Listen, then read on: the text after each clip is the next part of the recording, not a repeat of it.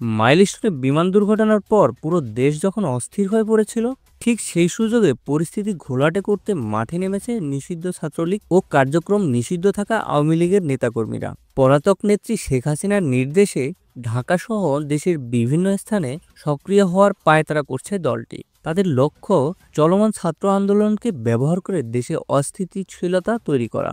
সবশেষ মাইলস্টোনের দুই উপদেষ্টা ও সরকারের প্রেস সচিবকে অবরুদ্ধ করা এবং সচিবালয়ের গেট ভাঙচুর চালানোর ঘটনায় নিষিদ্ধ ছাত্রলীগের সম্পৃক্ততা পেয়েছে আইন শৃঙ্খলা রক্ষাকারী বাহিনী। চলমান এই পরিস্থিতি নিয়ে আইজিপি বাহারুল আলম জানান, আওয়ামী লীগের অপশক্তি এবং নিষিদ্ধ ছাত্রলীগের বিরুদ্ধে আমাদের সাঁড়াশি অভিযান চলমান রয়েছে।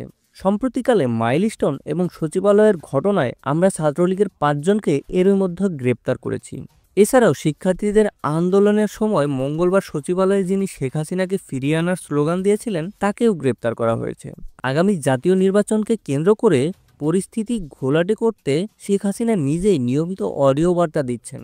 অভিযোগ রয়েছে, দিল্লিতে বসেই তিনি হরতাল, অবরোধ, বিক্ষোভ মিছিলের মতো কর্মসূচি ঘোষণা করছেন। শেখ হাসিনা সহ বিদেশে বিলাসী জীবনযাপন করা নেতাদের কথায় দেশের সাধারণ সমর্থকরা রাজনীতির ফাঁদে পা দিয়ে হুটহাট মাঠে নামছে। তবে পুলিশ সহ আইন শৃঙ্খলা প্রয়োগকারী সংস্থার সদস্যদের কঠোর পদক্ষেপে খুব একটা সফল হতে পারেনি। এর আগেও টুঙ্গিপাড়ায় কবর ভাঙা হবে এমন অপপ্রচার চালিয়ে গোপালগঞ্জের সাধারণ মানুষকে উস্কে দিয়ে সহিংসতা ঘটানোর অভিযোগ রয়েছে দলটির বিরুদ্ধে।